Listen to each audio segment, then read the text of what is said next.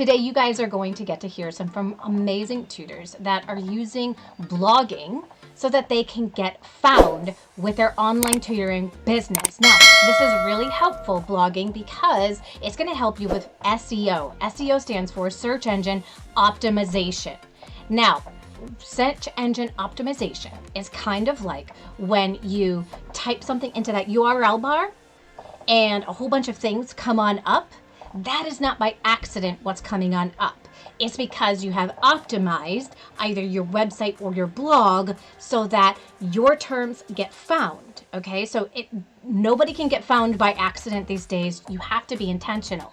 And blogging is an incredible way to do that. Now, I know as soon as I say blogging, a lot of you guys start thinking, oh my gosh, but I'm not really a good writer. I feel you.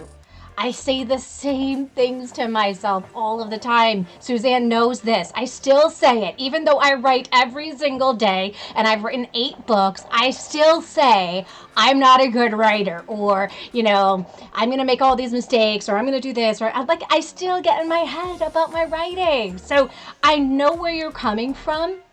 I know the fears that you guys have, but sometimes it's a matter of just getting started.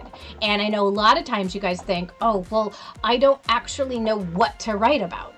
Right. And so then you need some guidance. What are some things that you can write about? And then just get started writing. And these tutors that you're going to get to hear from today, they did just that. Not only that, they set themselves a goal of how much they were going to write, and they ended up winning. I love it. And a lot of people wouldn't typically think that a math tutor would be blogging, but here you are, and you're blogging. What were the thoughts before you started the blogging challenge about blogging? I wasn't sure it was for me, like all the things you were saying. I wasn't sure it was for me. I wasn't sure I had enough content. I wasn't sure where to put it, if anyone was going to read it, what the point was for me to do it. And I had a lot of doubts, but I thought, I was in the Jumpstart program also, so I was wondering, why, if this is not the time to do it, then when will I do it? So I should try the things I told myself I was going to try to jumpstart my business. So this could have been one of them, and I tried it. So as you went through the process, how many blog posts were you able to write? I have now 4 live blog posts. Yay! And I have 2 in the back burner that are pretty much ready to go. I'm just timing them out. I'm saving them.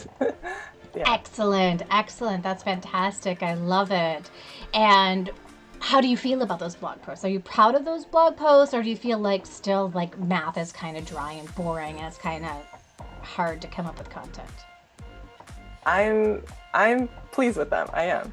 Yeah. And I got some feedback from Suzanne, and she made me feel pretty good about them too. So I feel like I kind of know the direction I'm heading, and they might not all be fun and glamorous or, exactly what a parent is looking for, but there might be another one in there somewhere that they find.